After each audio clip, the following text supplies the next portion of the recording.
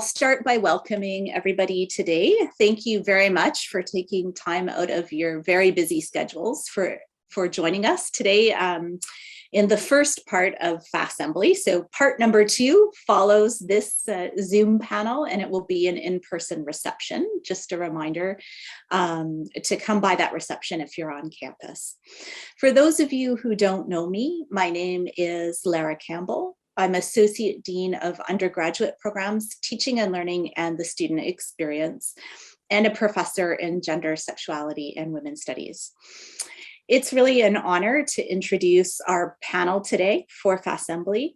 As we begin our discussion and our learning with each other, I want to acknowledge that we come together today across 3 campuses and in virtual space on the lands of the Musqueam, Squamish, Tsleil-Waututh, Katzie, Kaitlan, Kekwat, Kwantlen, Samiahu, and Tsawwassen First Nations. Thank you everyone for joining us this afternoon.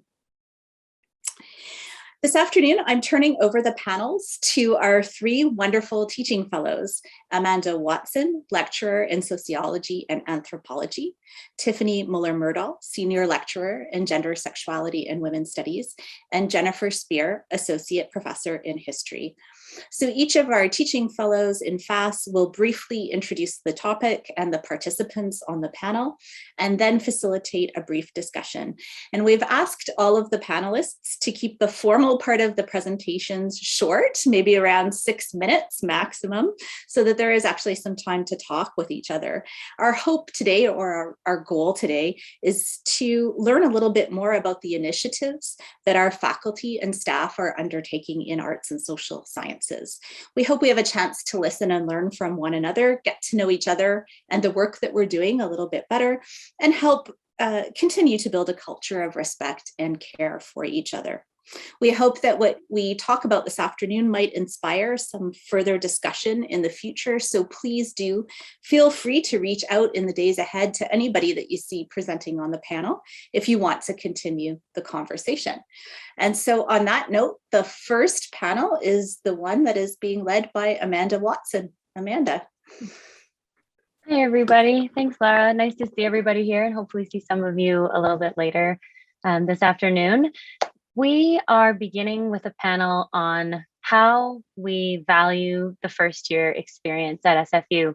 And obviously this became important when we had first year students entering the university without setting foot on campus a couple of years ago. And so with that in mind, we're first hearing from a joint presentation from Rosaline Baik and Kaitlan Davis. They work in recruitment in FASS 1 and Arts Central, work on programs like FASS in the Class. I hadn't heard of any of these programs or didn't know what they were. And so we're really kind of interpreting this first year experience a bit widely as these two show us what is done at SFU before students even get into our seats in their classrooms. And then Jennifer Marchbank rounds us out with faculty perspective, also being a teacher of first year courses, but also involved in these recruitment and engagement programs. So take it away, Rose and Kaitlan. All right, Rose is just going to share her screen here. And while Rose is doing that, I will start with an introduction for myself. Just a little bit deeper than into what Amanda said. My name is Kaitlan Davis. I'm the coordinator for student recruitment, community outreach, and engagement.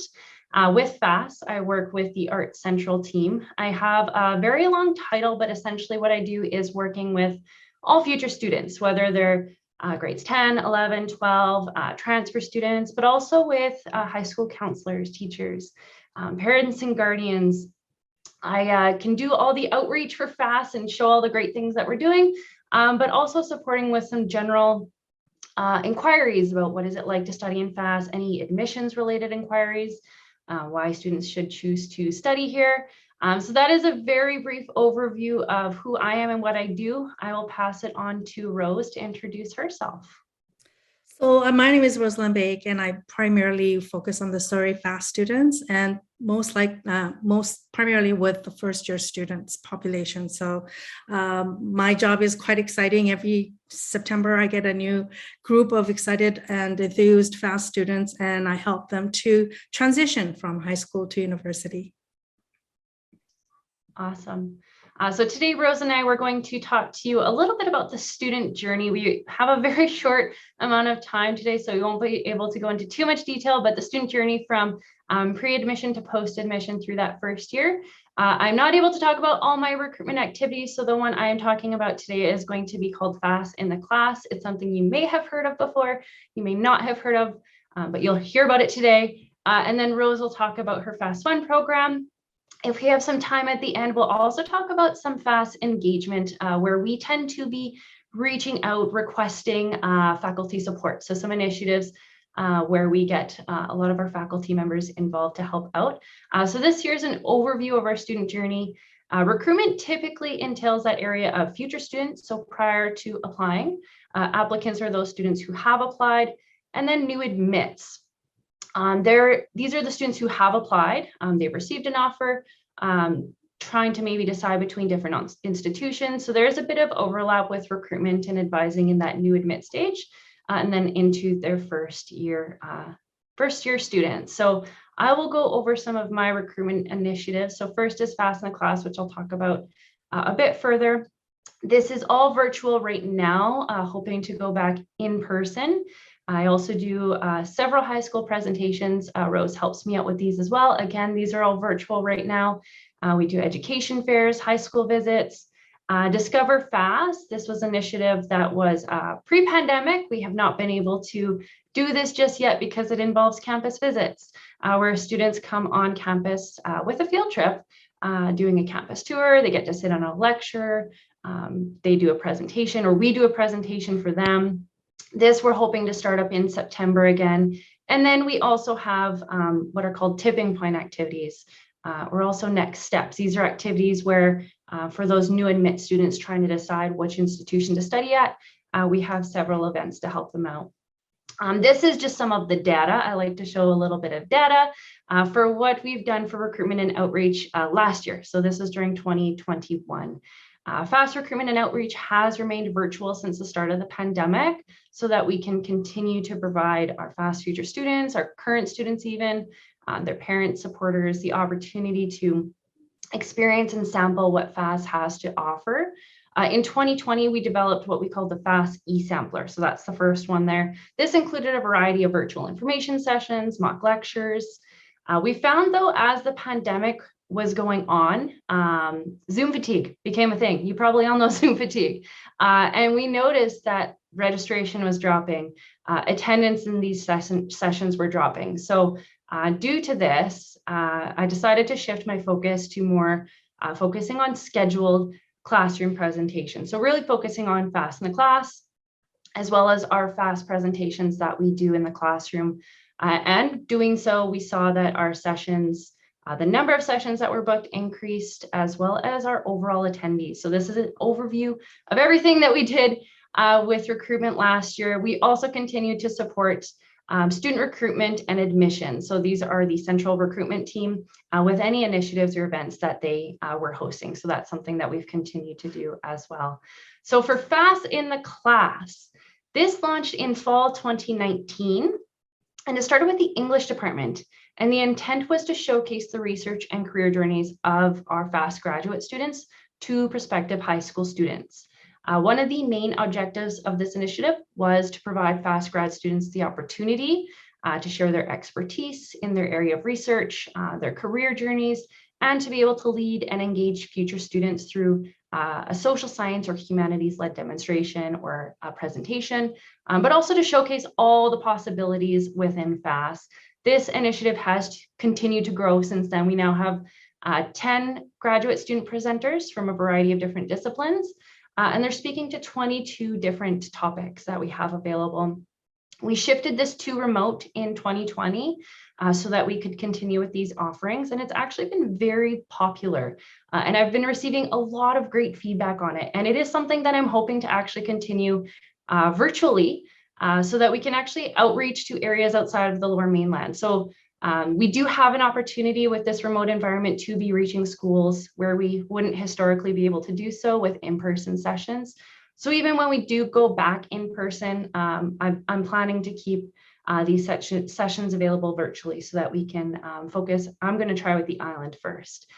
So we had 14 different schools. These were all across the Lower Mainland, so Tri-Cities, Surrey, Maple Ridge, Vancouver, Delta, Burnaby, and they booked 38 different sessions last year.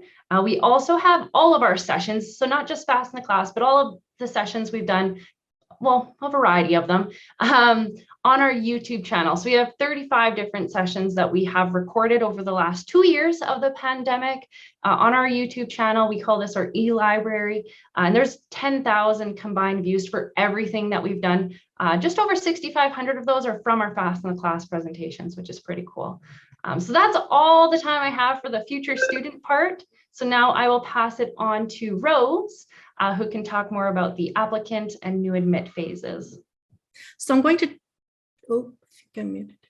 So I'm going to talk about the engagement component for the FASS one.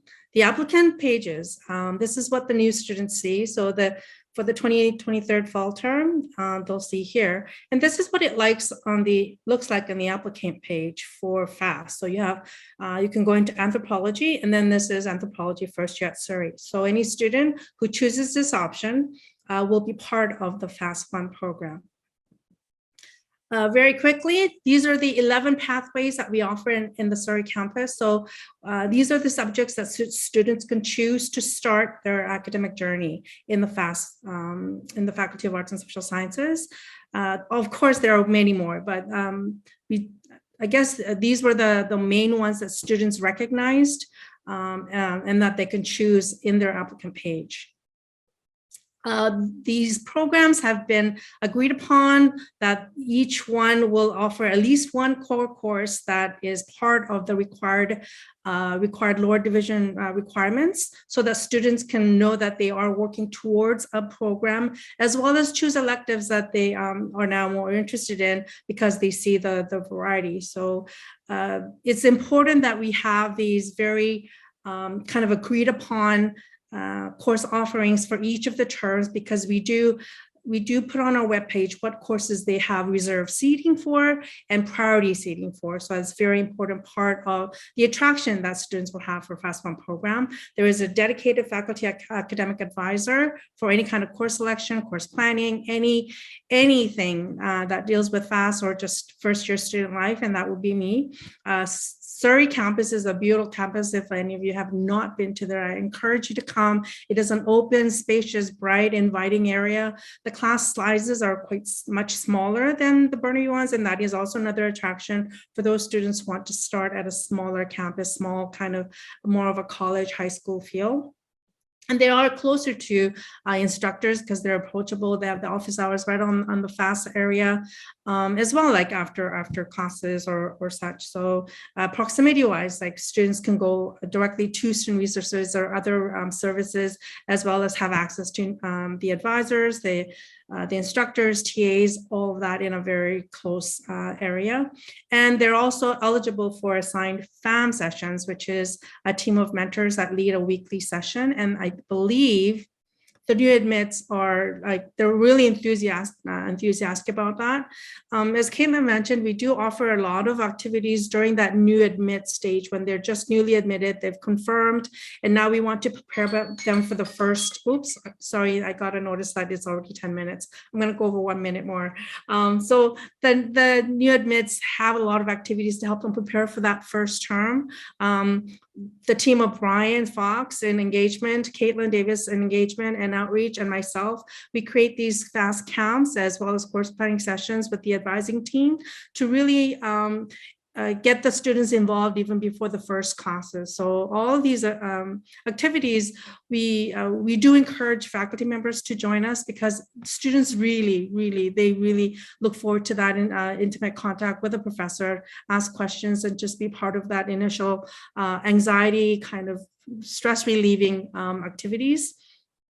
As well, once they kind of start the first year, then we have the weekly FAM sessions. It is pretty much I think the binding thing for students in their first term to help just get that feeling of belonging for the FASS, because many of the FASS students don't have that in the Burnaby campus. A lot of lot of the advising was done by just the central student service advising. And so a lot of us didn't have access to our first year students. And now it is much more engaging, obviously with Brian and our first year advising teams.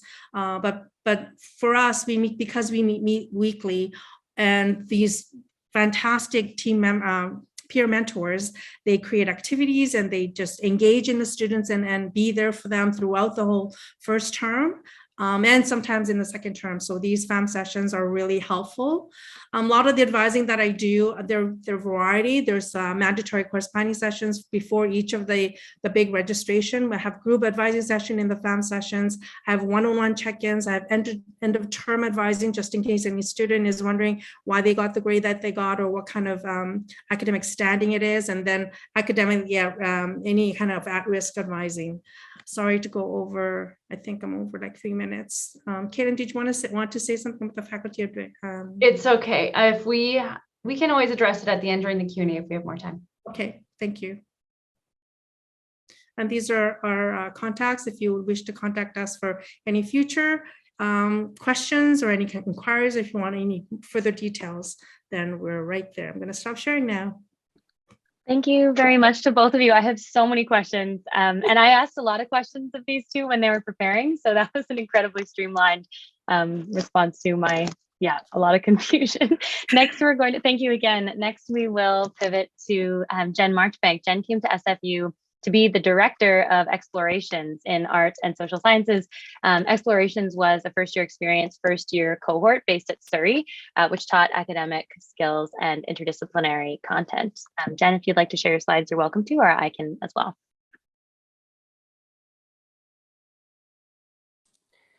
Hi, thank you. So I was asked to speak on the faculty experience, and so just to give you a little bit of background, I'm going to just share with you some few slides about what explorations was like. And I've worked with Rose for years and we kind of overlap on these. But explorations began in 2005 and was in existence to 2016. So for my first 11 years at SFU, the majority of my teaching, maybe 75% of my teaching, was only in first year courses. So it says I'm screen sharing and it won't, there we go. It was summary of explorations. It was a 2-semester cohort program. All students entered in from high school or wherever else they came from, but they were mostly direct high school entrants. They were all 17 and a half, 18 to 18 and a half, mostly. They were involved very much in moving through the courses together. And I really would like to emphasize what Rosaline said there about belonging.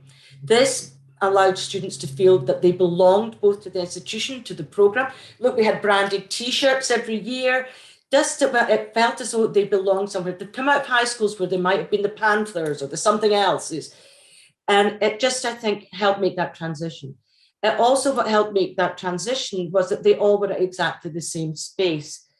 We had a range of courses, and what I found very much with this was that this allowed the students to do teamwork, and there was less resistance to teamwork when these students were in these courses. And what Rose has been doing with FASS1 is to try and build in some of that skill-building thing, but also a sense of belonging by being a member of FASS1. So to compare, I also teach a big Surrey first-year course regularly, and I see some differences between being at the front of a lecture theatre. It says it's service teaching. It's a big service teaching course. So I will have people from level 1 to level 8 in my current first year course. And I find that comparing that back to reflecting when I knew that when I put my first small risk assignment out for my exploration students, that at week 5, I knew they all only had 4 weeks of university behind them and therefore could fit my pedagogy and expectations to fit that. So being at the same stage of their studies was less off-putting for students, and I think FASS1 allows that as well. It was being a sense of belonging. I could really see academic friendships developing. You would see them in the mall together. And it was much, much easier for students who were sharing classrooms together. And FASS1 really kept some of that there as well. The largest class I ever had was 104. So none of the big mega classes that Burnaby had. So that made it a little bit less daunting. One year I did have 3 sets of twins in the same year. That was rather difficult to try and identify them. But it did allow, because I was also doing tutorials, it was a program that the professors did the lectures and the tutorials workshops. It seemed to be enjoyed by the students. It wasn't a transition program. It was programs for academic credit. And I think that showed that it was popular, because frequently we would get younger siblings and cousins following into the program saying, "Hi, I was here.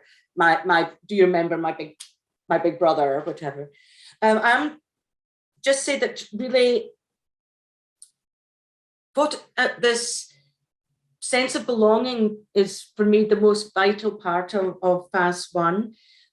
We try and build that. Of course, everybody's trying to build that in all the classroom delivery.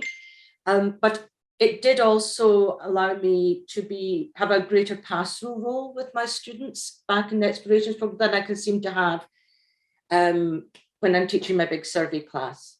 So I'll stop there and open it up for any questions, or Amanda will. I'll stop sharing. Thanks so much, Jen. Thank you. That really brings the pre-SFU through to the pedagogical. So I will open the floor to questions or the chat if you prefer, for any of the panelists.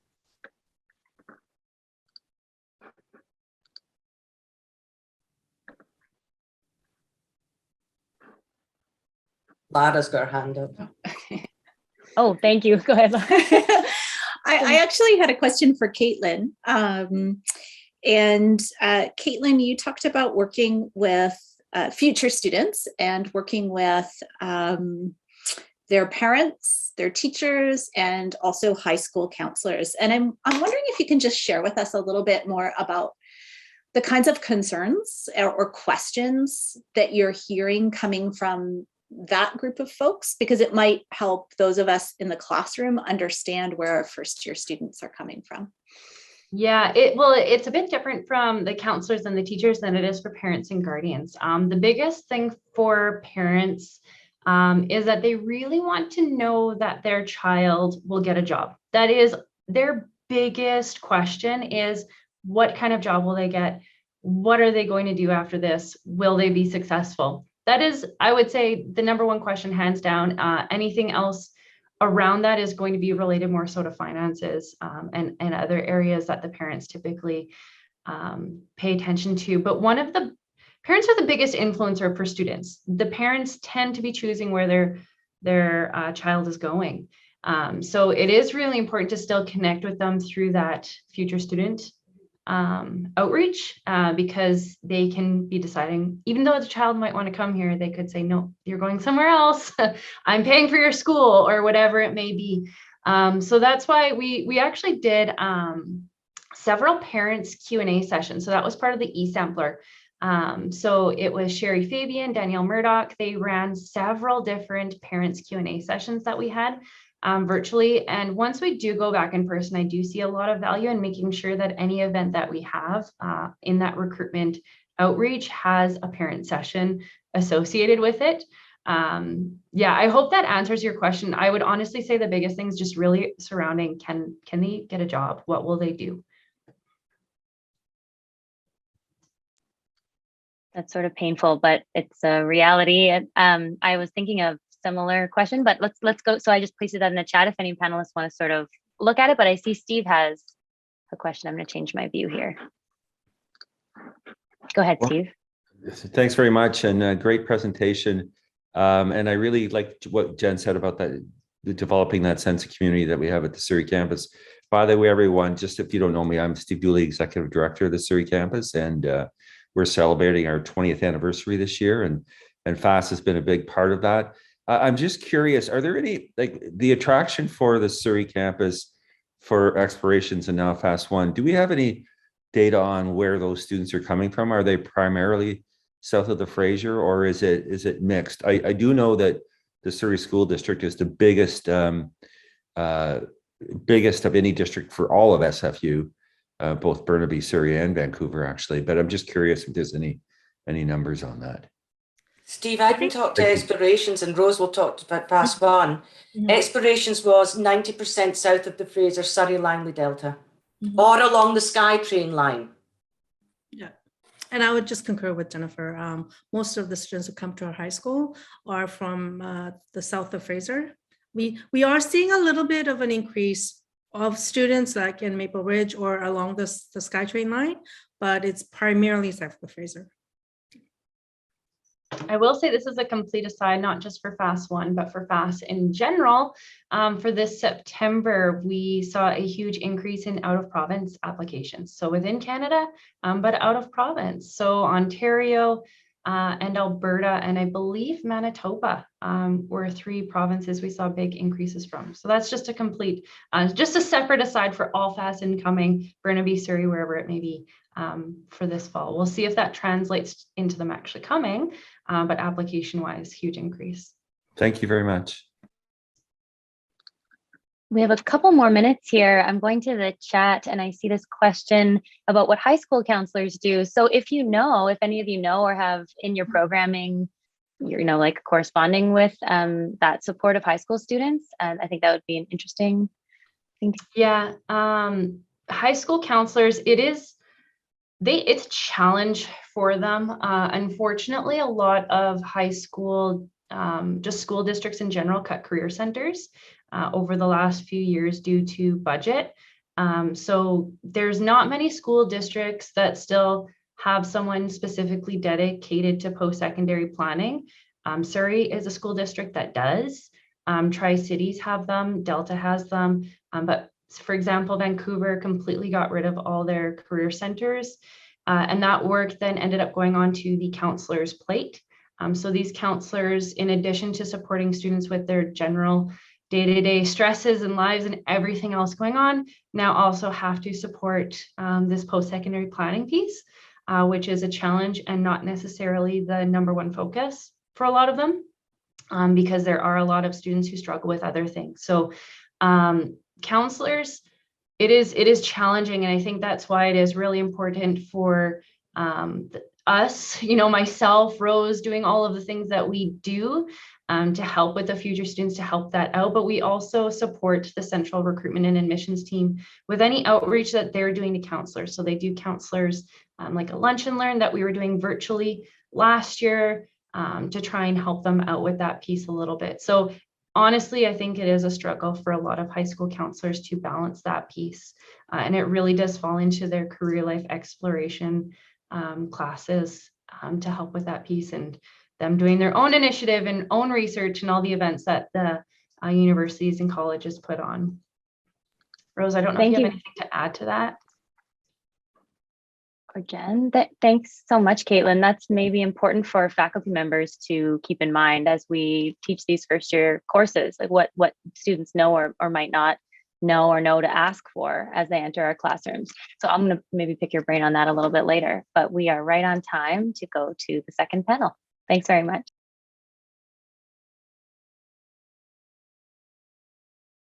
Thanks, Amanda, and all of the panelists. Panel 1. We are going to move on to the art of advising, and I'm just going to share my screen while I introduce the 3 wonderful advisors that we have with us today. So I'm Tiffany Muller Myrdahl. I'm in GSWS and Urban Studies and one of the FASS teaching fellows. And we have 3 lovely advisors who I will introduce, and then I will stop sharing my screen and ask a few questions. So Anthea Pasin, I'm sorry if I mispronounced your last name, advisor in the economics department. Anthea comes to this role with a background as an English as an additional language teacher, which gave her a particular empathy for international students and the challenges they may face in the classroom. Morgan Jeffrey, who is an advisor in criminology and whose background as a career advisor in a high school setting guides her approach and attention to helping SFU students.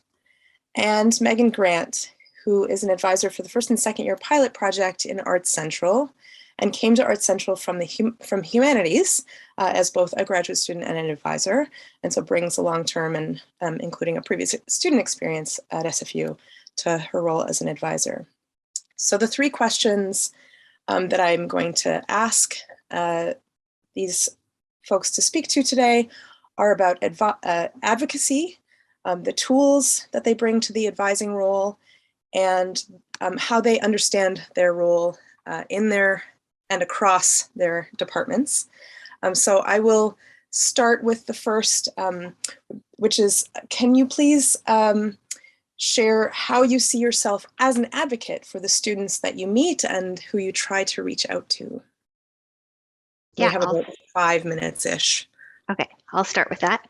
Hi, everyone. I'm Morgan Jeffrey. I am the undergraduate advisor in criminology, and I really, really like the word advocate for what we do as advisors here in FASS, mostly because it's just a really good way of describing the difference between working within policies and procedures and how a student kind of needs to follow, and that guides our work every day.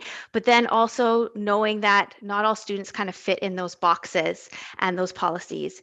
And we need to really kind of create relationships with students, create a safe space for them to come and see us so that when they are struggling, we can recognize that, hey, this is a student that we need to advocate for, that we need to kind of push our boundaries and fight for them and make sure that they're getting through their degree in a healthy and safe manner.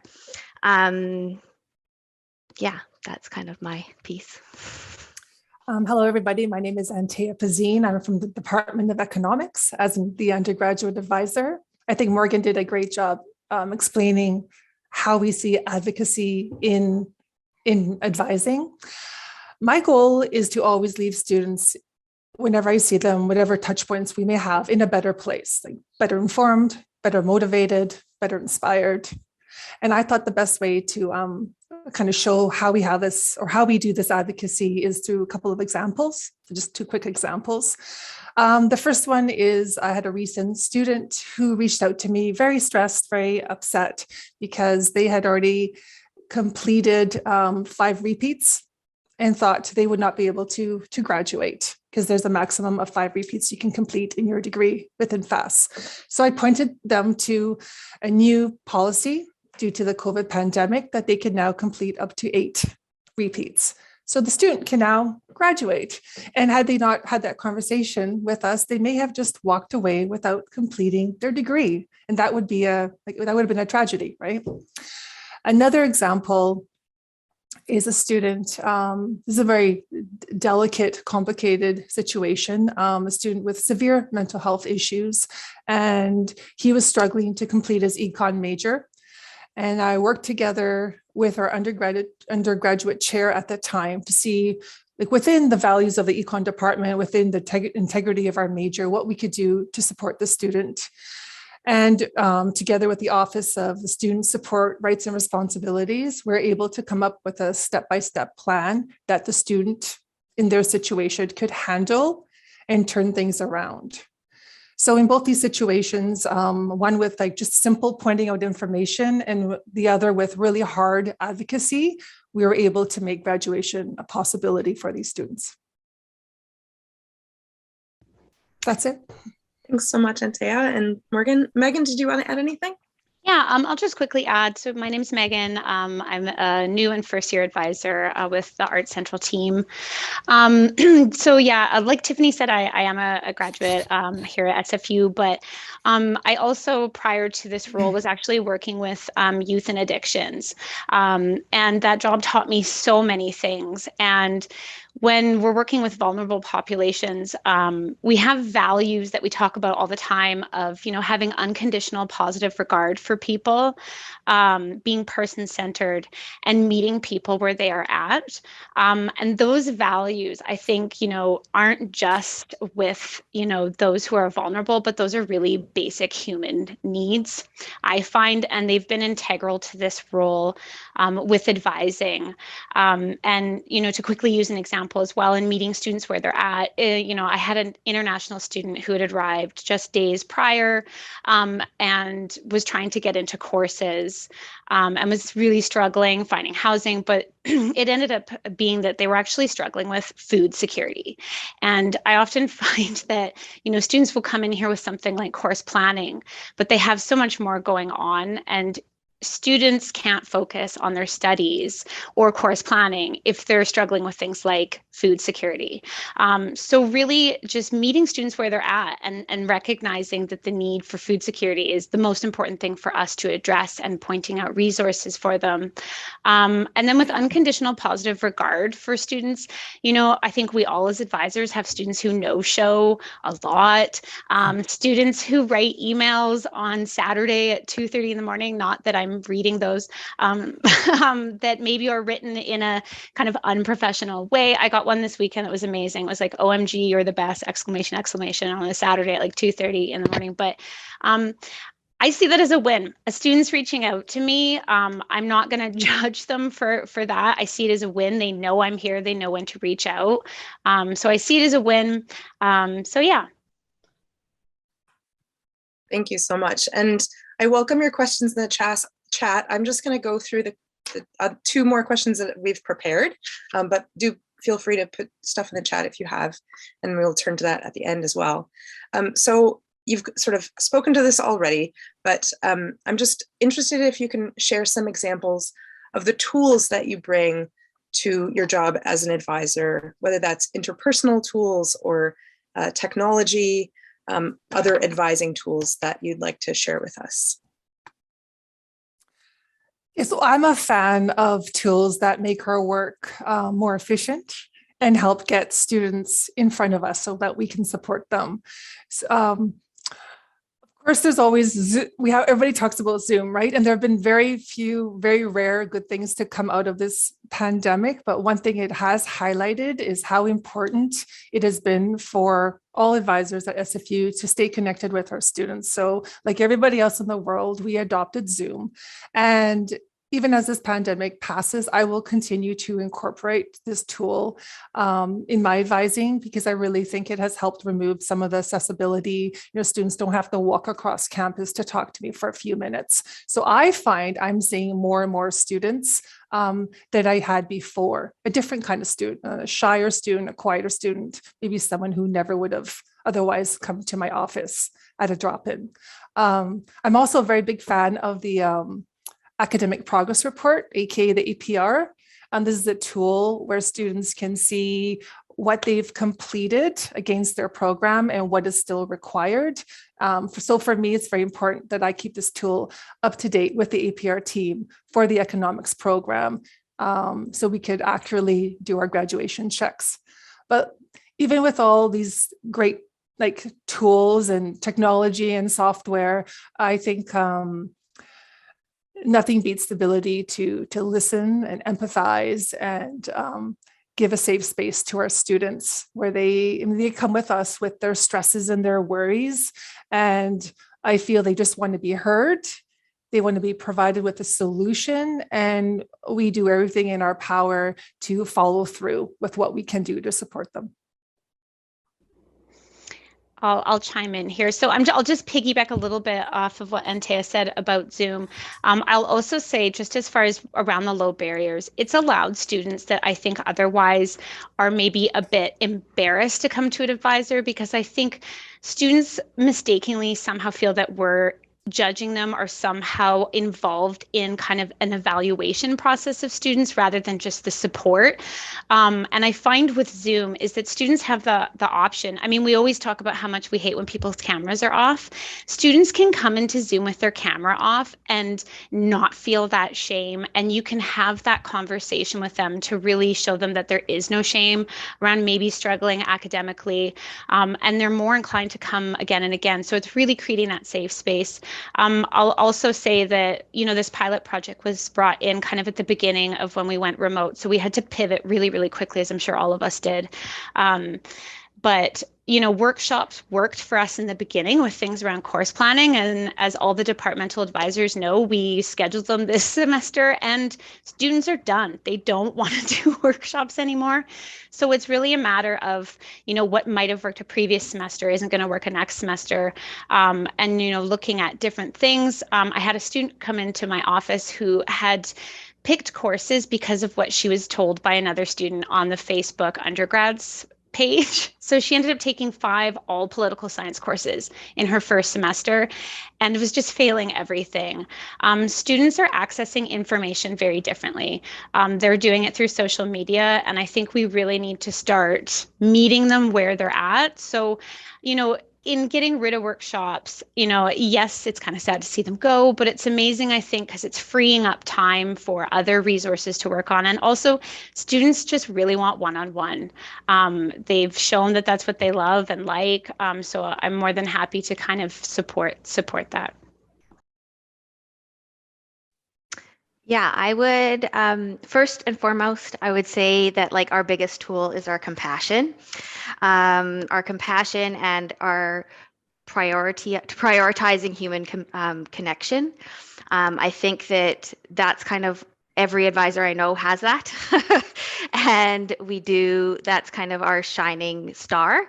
But I would say that in the beginning of the pandemic, I would turn back to the beginning and I would say that Zoom wasn't very helpful for me in the beginning with Zoom.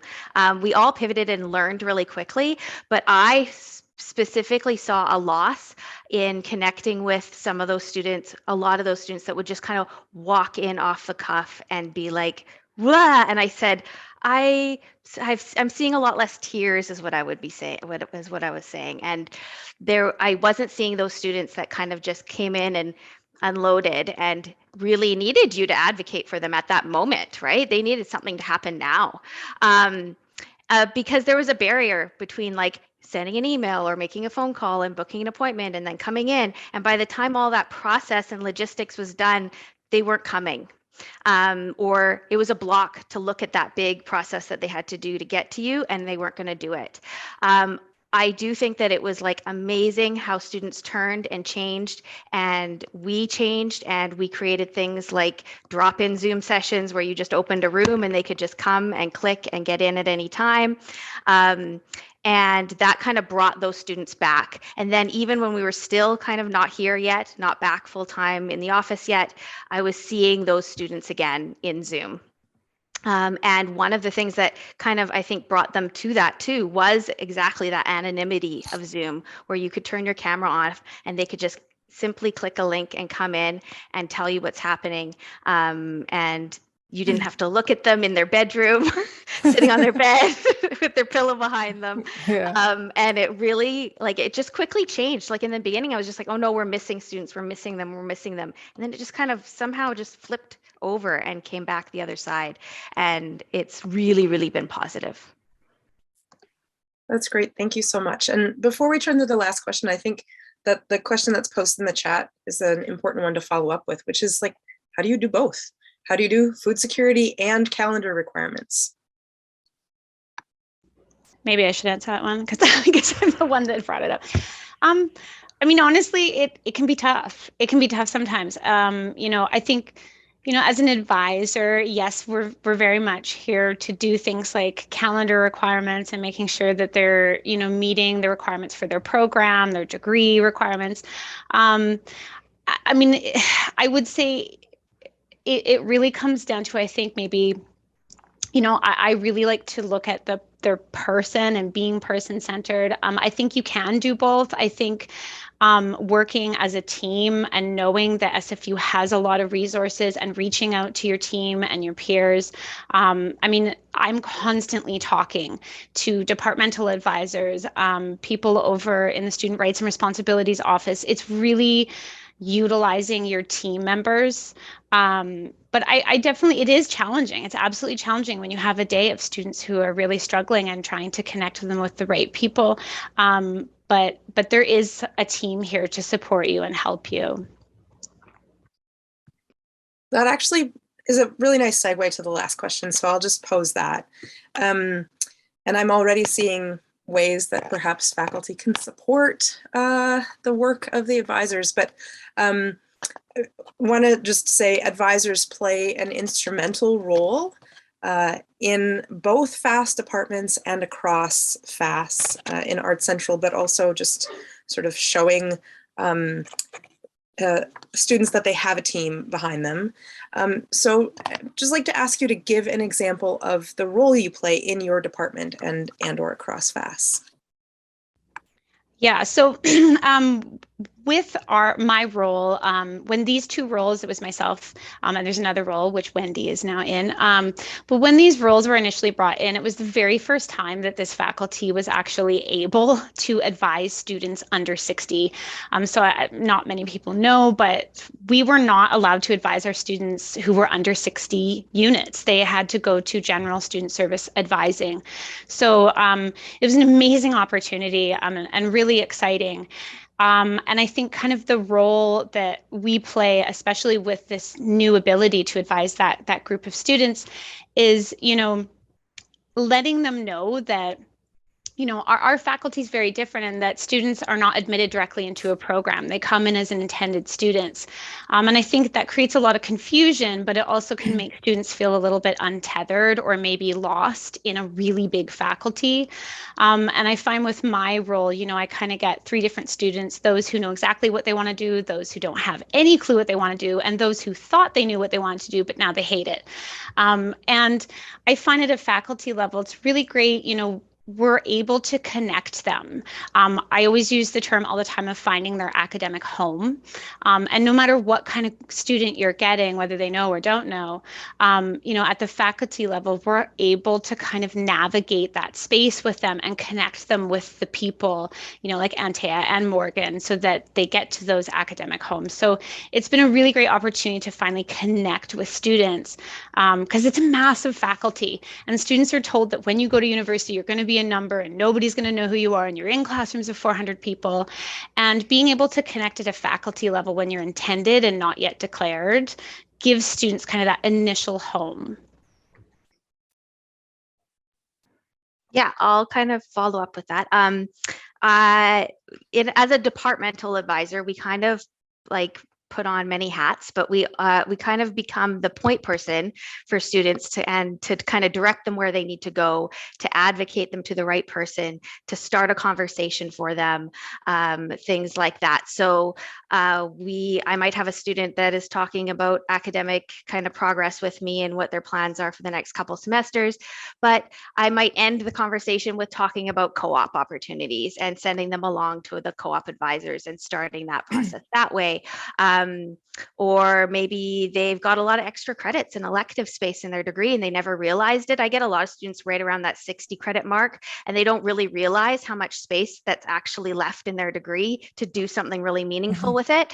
And so getting them interested in adding on a minor or a certificate somewhere, and then I might send them away to somebody else, another department's advisor, to talk about that minor. And so really being that kind of in-between person. And then if they have a problem with a class that they're taking or a grade that they got, and how do they start that conversation with their instructor? And then a role with our undergraduate chairs, right? So being the person that's kind of in between the student and the chair, in advocating for accommodations or changes or things like that. So really kind of an in-between person that, yeah, we like to say like the safe space, right? Like the spot that they can come to, they can talk to you, they can tell you anything, and then we'll kind of have ideas on where they can go next. For me, as an advisor in a pretty big department, I see myself having kind of two roles. So I'm the advocate for students, and I'm also a recruiter, right? So I think the advisor role is the best role to get the pulse of the student body. We hear about their highlights, their pain points, and I think that we have the best ability to be able to communicate that back to the department.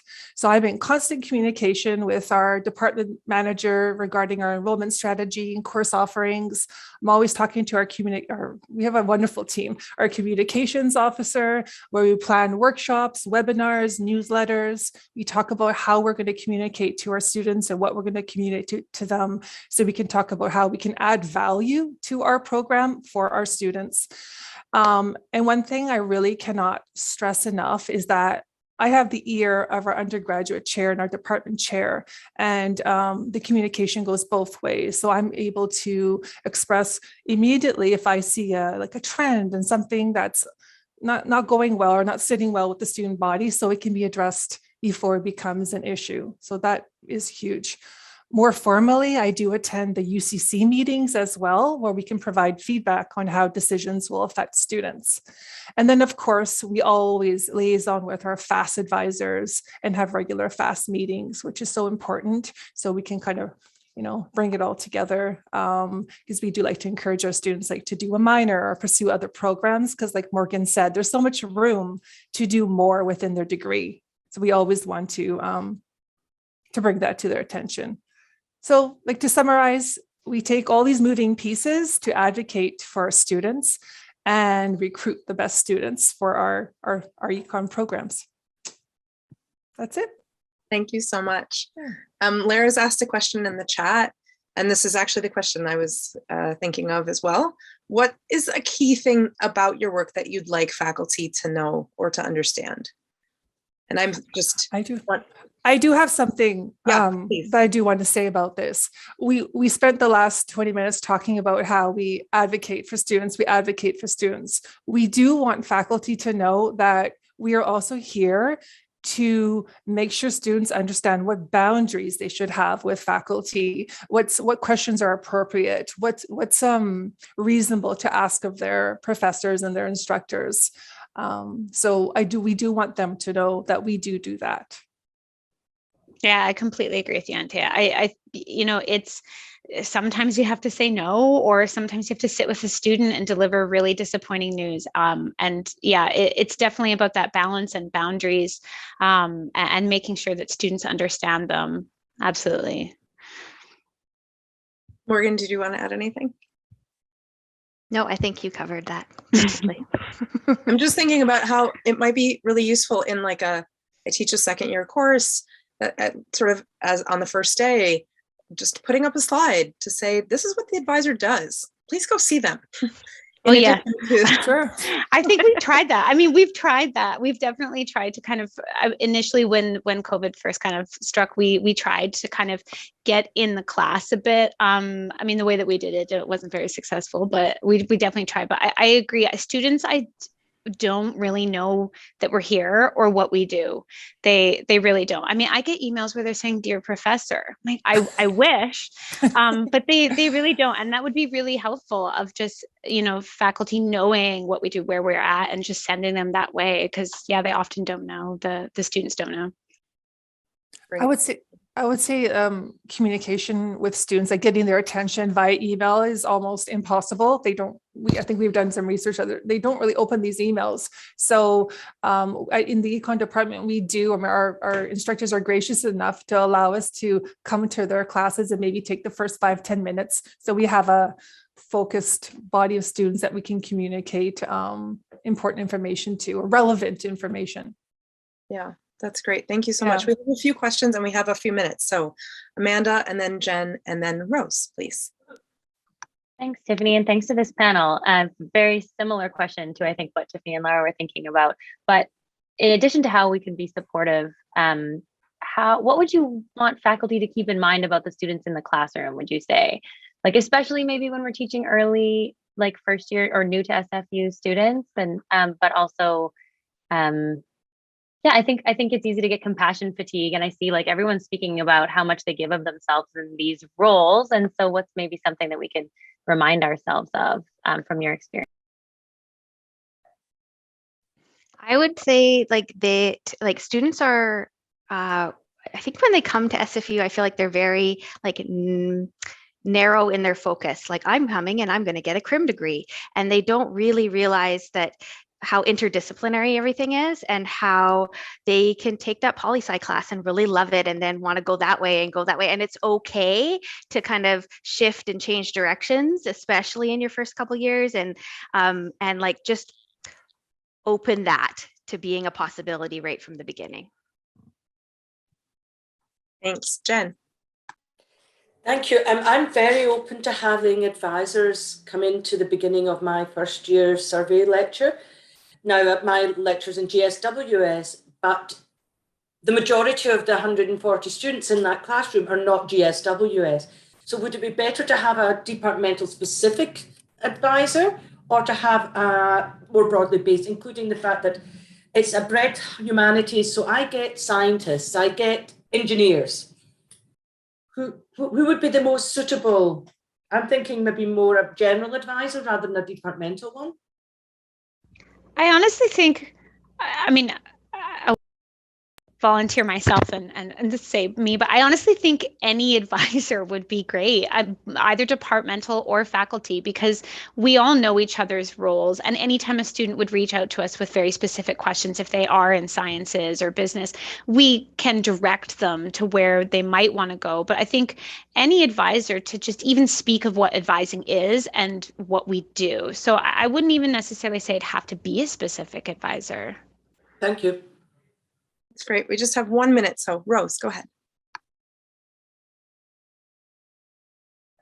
You're muted.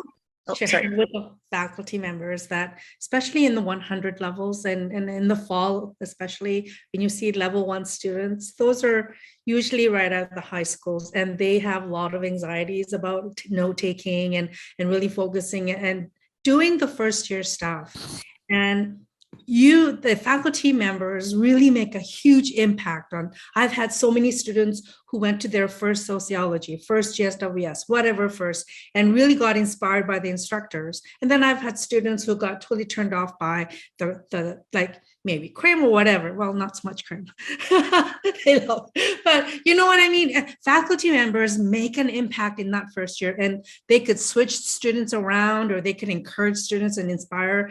And so if you see your classroom of 450 or what have you, and you see a lot of level 1s, I would say just encourage them in the enthusiasm and the passion you have for your subjects, and just transfer that, because they will soak that in, and that makes you more approachable, that makes you more exciting. They have such a stress level of going to see instructors in that first term. So I've had to take students, like I have to take them by the hand and take them to instructors. Sometimes they just like feel like these people are, up there, and I don't want to be noticed by them because I'm first year. And so if you could just open up to them, and especially if you see those level 1 students, to encourage them in your subject, because that first term does really make a lot of difference in what they take in the second term, and maybe even going into different programs. And, so that's what I would encourage faculty members for that special first year students. Thank you so much for that reminder. Great. Thanks very much to the panel, and I will turn it over to Jen Spear. Thank you very much, Tiffany. I'm very excited about this final discussion of the afternoon, and I really appreciate everyone sticking around for this. My name is Jennifer Spear, and I'm a faculty member in the history department. And this last panel is going to be a conversation about alternative and creative approaches to grading. I'm going to introduce my co-panelists, and then I just have a series of questions to ask them. Do feel free to ask questions as we go along in the chat if there's anything that you want addressed. So the panelists joining me today are Suzanna Crage from Sociology and Anthropology. And then we also have Yuthika Girme from Psychology, and Luke Clossey, my colleague in the history department. So I'm pleased to see you all here joining us, and I really appreciate your participation in this. The first question is what attracted you to sort of rethinking conventional or traditional grading practices, either sort of being drawn towards coming up with alternative pedagogies and methods, or what was sort of pushing you away from conventional practices, and what what did you find about the particular method that you chose to do? And I just have a slide that describes briefly what the sort of method is that each of our panelists has utilized. So Suzanna, I'll turn it over to you first. Yeah, so in general, I see the default practice of assigning grades to assignments as based in compromise. It encourages external motivation, not so much internal motivation, and it's really shorthand feedback to students. And shorthand feedback that then becomes the basis of how students monitor their progression to the final course grade and how we determine the final course grade. And often that's a shortcut that is necessary, but in the course that I'm thinking of, I thought I both should do better and actually could do better than that. It's a small 400 level class where students learn how to turn a research interest into a feasible project and write a proposal. And many are going to go on and do that for their honors or write about it in their MA application. So they have a lot of internal motivation. And when I was looking for alternatives, I decided to just not assign grades for assignments during the term at all. The three main reasons to go all the way no grades, two of them had to do with how iterative the process of designing a project is. It's through 6 assignments and exercises during class and before class and all that kind of stuff. One problem is that students come into it at different stages of having thought about their research interests, much less related lit, and also how feasible their goals are. So early assignments especially were going to vary a lot in how developed they were. And some students made bigger jumps or different jumps in the development of their ideas at different points in the term during different iterations. And I saw that as okay. It had to do with the nature of what they wanted to do. So it didn't mean that somebody necessarily did a bad thing for having earlier assignments not be at the same level as some students, because this really was a case where getting there in the end is what mattered, as long as they were really putting everything into it. And that really led to the second reason, which was this idea that they were learning through doing. If I wanted to teach them how to learn to do the stuff really well, I couldn't expect them to write a new type of document perfectly at the first try. And I'm thinking of how many revisions we get from REB. I couldn't expect them to do it without revisions. So it required giving a lot of feedback. And I saw assigning no grades as possible in part because I was going to give all that feedback so students could have an idea of how they were doing.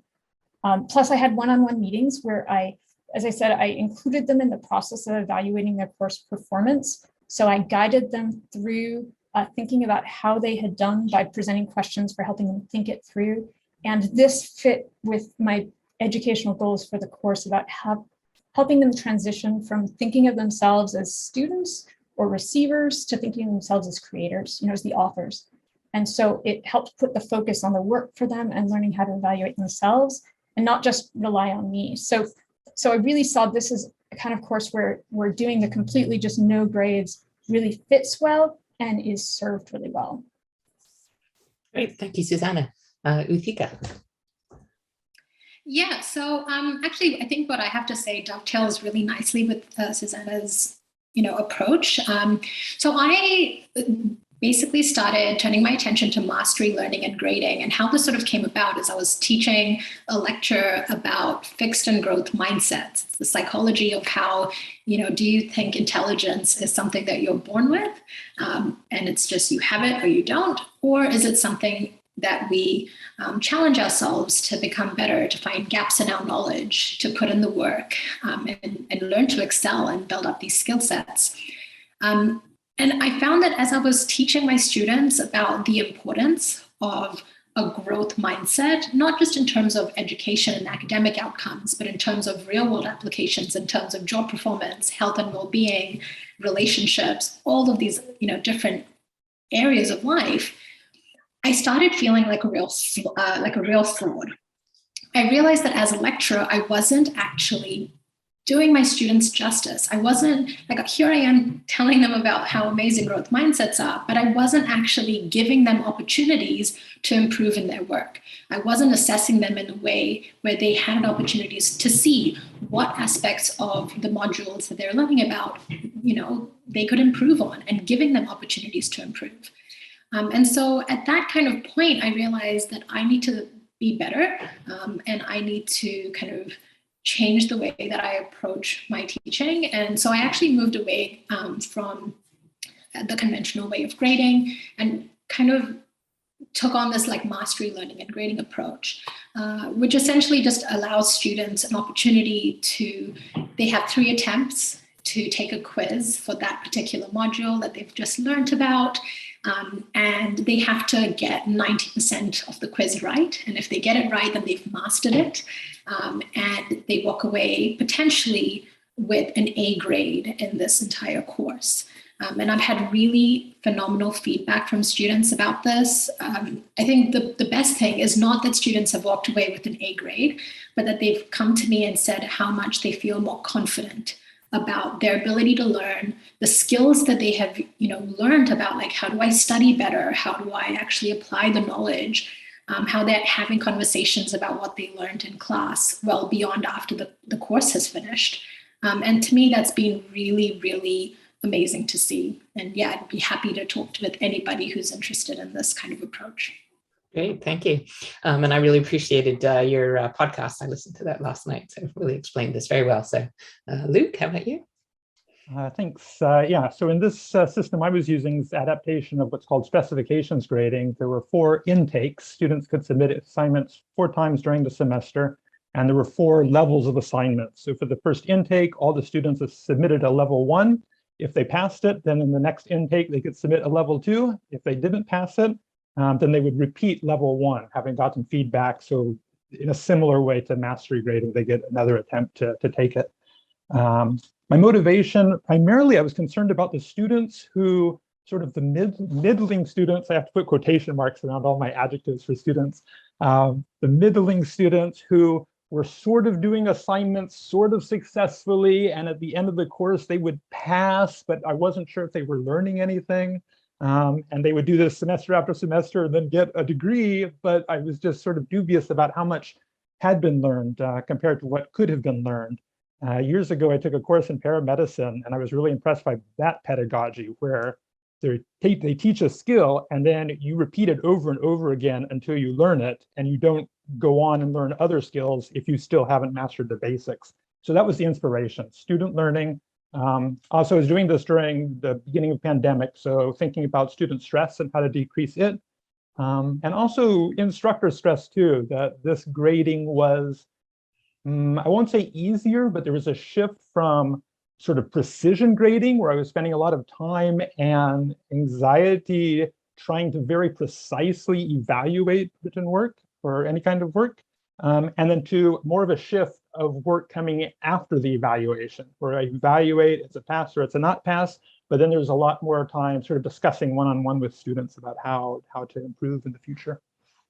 Okay, thank you. I think Suzanna and Yuthika, you sort of have mentioned some responses to my next question, but perhaps you'd like to say more. What is something that has really worked well with this new approach to grading? And what's one thing that you've had to sort of rethink or change? So I taught this class the first time in fall 2020, with remote and everything. And that's where I introduced online pre-class asynchronous exercise discussions. And I wanted to do something, and so I decided I would have students evaluate themselves in these, and it failed.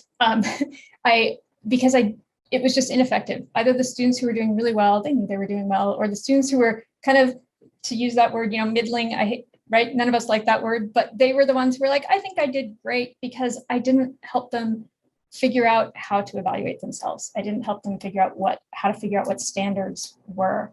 And so this term, I set up some questions. So when I met with them about how they were doing in the course and how they were doing in their projects, I took them through questions to help them think about how they were doing in the context of their own work, and also seeing what other students were doing.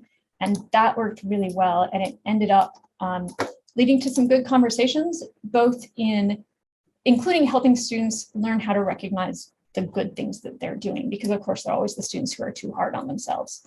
So kind of both ways, I ended up with students who had estimations of their grade that were right in line with mine. Yuthika, you want to go next? I think one of the challenges that I wanted to mention when we can kind of adopt, and I think this sort of broadly applies to any deviation from conventional grading and learning, is the impact it can have on students' transcripts, and what that means, especially if we're having to like assess students for scholarships or graduate school and things like that. And it's a conversation that I've had more, like for students, it's great because they have like, they put in the work and they get an A. And like my approach to this is, to me, it doesn't matter if they took the quiz once and got an A because they're naturally gifted or whatever you want to call it, or if they're a student that put in the work and got the A. I don't really see a difference between that. But I've definitely had conversations with like administration and faculty and colleagues about like what this means when it comes to having to evaluate about like, oh, well, how do we differentiate like the A students from, and I'm like, but they're all these students. That's the great thing about it.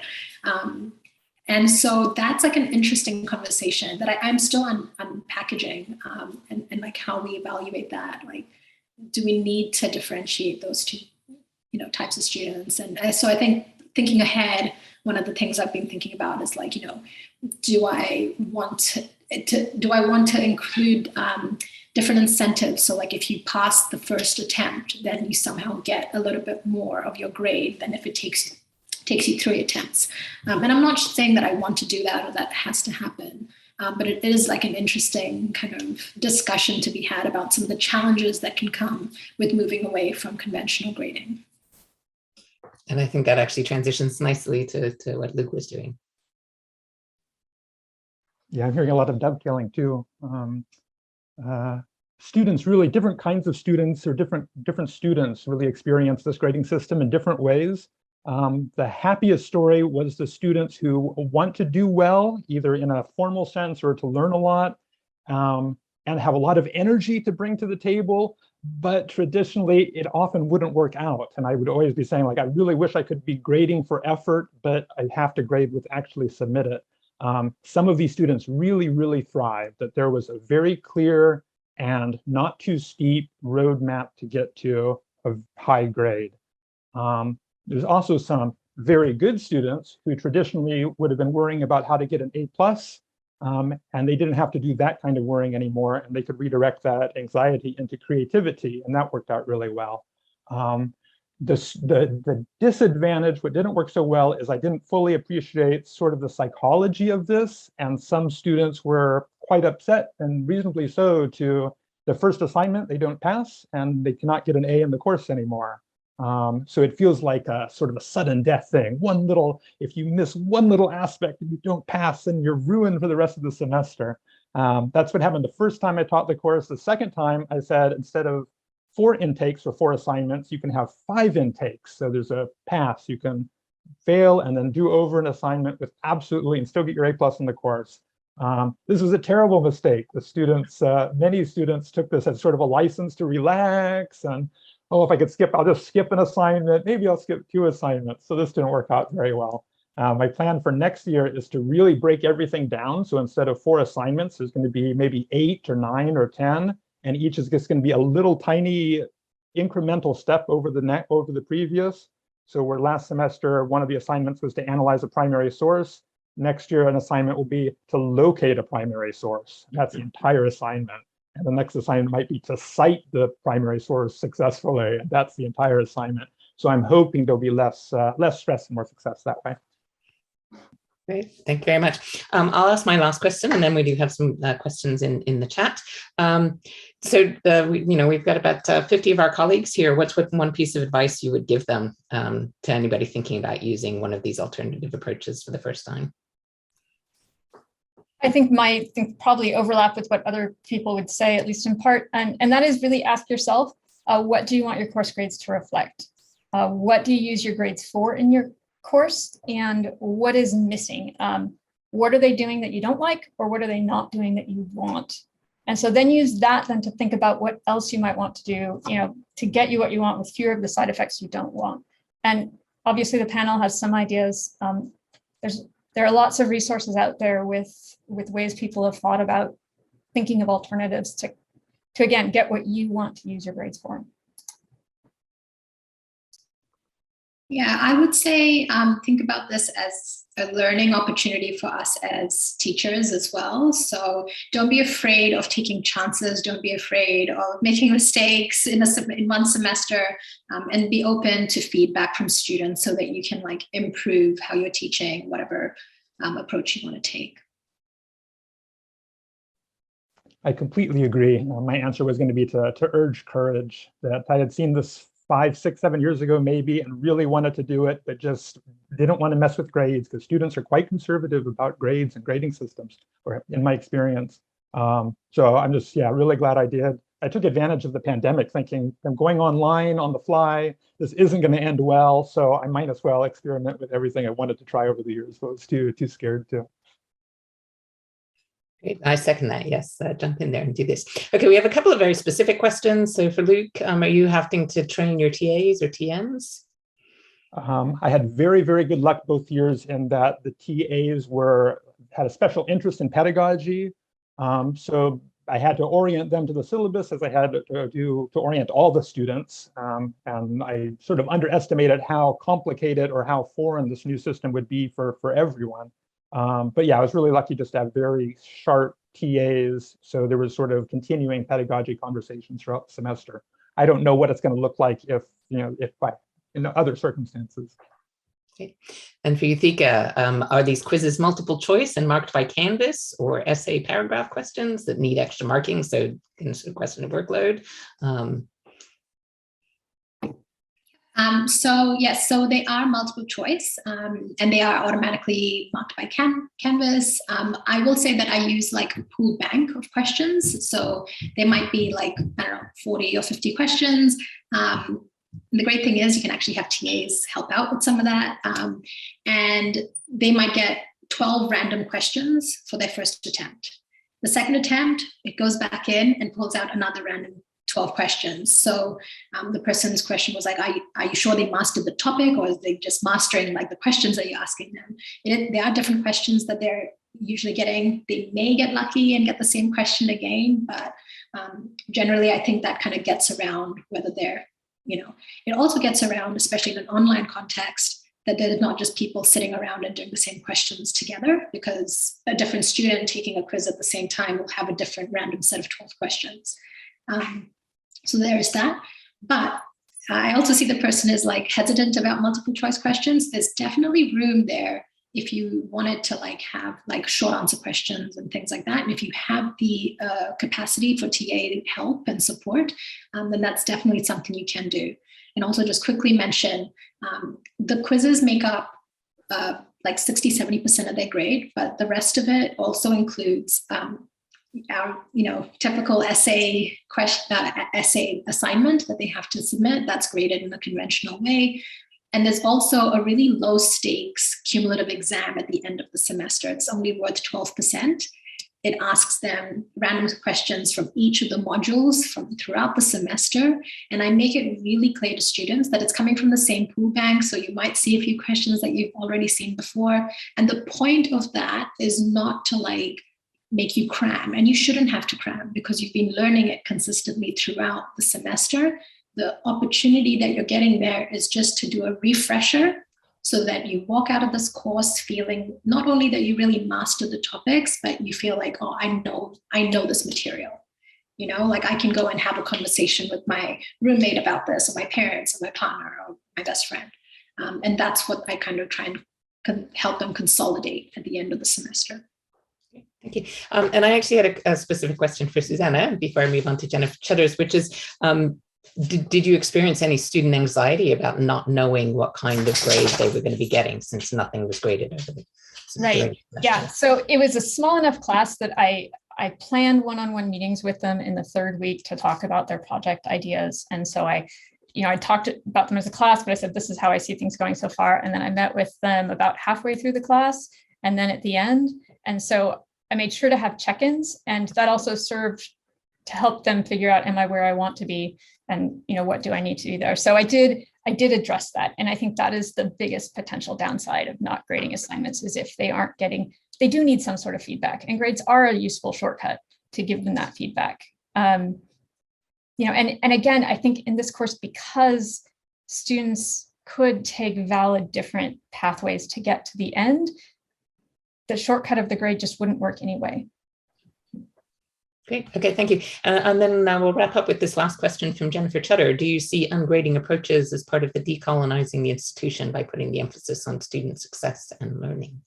I think it is one way of doing it. I don't want to say it's the only way, but this was actually a big part of the course because in the research ethics part, we spent a lot of time talking about decolonization and research and ways of engaging with that and different models that have been out there to engage with that. And so, so talking about how we were practicing it in the class was part of this as well. And talking about the idea that it was less, that while I assigned final course grades, it was about helping them figure out how they're doing. And that part of what I did when assigning course grades was engage with what they told me about how they felt they did in the course.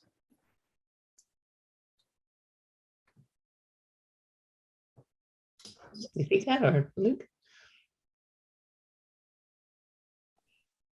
I could just say just briefly that, yeah, I mean, historically, there's been a sort of a colonization or a Western imperialism of pedagogy globally. That any university, most universities you go around the world will have similarities to what we've inherited traditionally. So I think a great opportunity, like I think this is one of many great opportunities that can be found for doing something different, looking at how maybe different traditions around the globe historically have done education, and that's yeah, that can be a source of inspiration. Can I say one thing just about the whole mastery grading? Honestly, that was one of those things that I was just so like, I don't know, students can try however long they want. And of course they're going to do so well. And my younger sister is in an MBA program right now that uses a lot of mastery grading. And I am seeing as she talks about it, how much she is learning because of it and how much she is working more because of it, and how it really, the grades she is getting really do reflect what she is learning, that it's not, as you say, it's not automatic A's. So I'm seeing it from the sister perspective of the student, how motivating it is and how great it is for her learning. Yeah, and like, I mean, I love that question so much. But it's so true. It's like we place so much emphasis on like getting that A or getting that A+, and like what that means and like how that's going to just determine. And, we've all had emails from students who are like so stressed out because you don't understand, I'm an A student, I can't have a B in this course, it's going to ruin my chances of grad school or whatever. And it's just sad. It's like, it's sad that that's the approach that we're trying to instill in students, when the whole purpose should be to instill confidence in themselves about that they can go out into the world and like be the best version of themselves no matter what it is that they want to do. And I think like for me personally, that's been like a big motivator, is to really kind of put my students first about like what they're going to take out of this course. And I tell them, like, I'm glad that you've enjoyed this mastery grading here, and there may not be other classes that take this approach, but you can still take the lessons from here and apply it to how you like learn and how you engage with other courses and engage with the world, as we so how much we love to say that at SFU. So yeah, but I just appreciate that question so much. And I agree, this is like definitely one way of doing it. But. Well, thank you very much. And we will make these slides available because they had some useful resources going into more details about some of these practices. And I believe, and you can reach out to any one of us if you have questions or want to talk more about these practices. So I will turn it, I believe, back over to Lara. Well, thank you so much. I'm actually turning it over to Peter, but before I do, just thank you, everybody. Oh. Yes, I'm unmuted. Yay. Thank you, everybody, for these amazing conversations. I've taken 3 pages of notes and I'm feeling quite inspired, and I've learned a lot. So thank you for taking the time to share with us your ideas. And the final word goes to our interim dean, Peter Hall. Thanks so much, Lara, and thank you and Stacy and Heather and our teaching fellows, Tiffany, Jennifer, Amanda. Thanks for all the panelists for really great discussions today. Three things have really jumped out at me from the panels today, and the first one is said, I'm going to say this with a bit of hesitancy because we are going to go and gather in person in a moment, and I definitely hope everyone who's on campus will be able to join us. I almost heard in the presentations today that we're turning the corner on the pandemic. If only in the sense that we're actually now starting to pull the lessons out of the pandemic in a way that's meaningful, and we're not just sort of trying to play catch up the whole time, and we are actually starting to see the shortcomings in the way we dealt with our students, particularly our first year incoming students before the pandemic.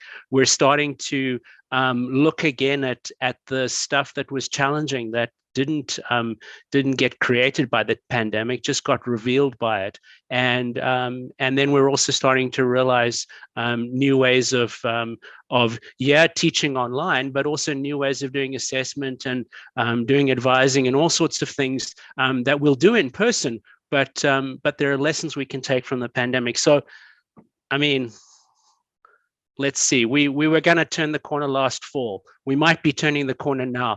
At some point, we're going to turn the corner. But whenever we turn the corner, I think we're taking something with us. So that's just great. The second thing is, this was just another fantastic example of why it's good to have FASS and be in FASS, because it's 5, 6, 7 years since we started with FASS 1 in Surrey. It's a decade and a half since we had the explorations program in Surrey.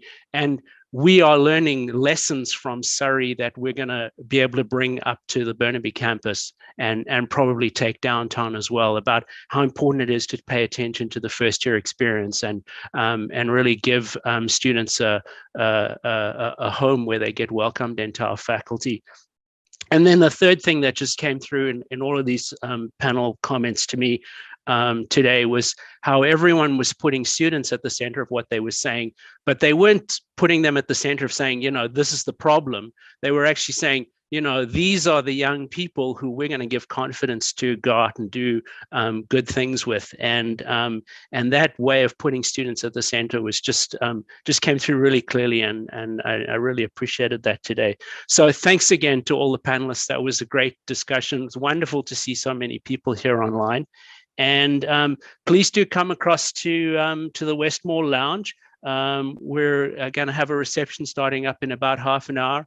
There are reports that there will be a cash bar, and there'll be a small program at 4 o'clock approximately, but really just a chance to get together and have something to eat and have something to drink, and show your vaccine identification and bring your ID, and please wear a mask when you're not eating and drinking.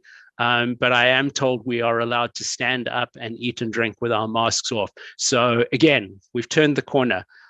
Great to see everyone today. Thanks so much.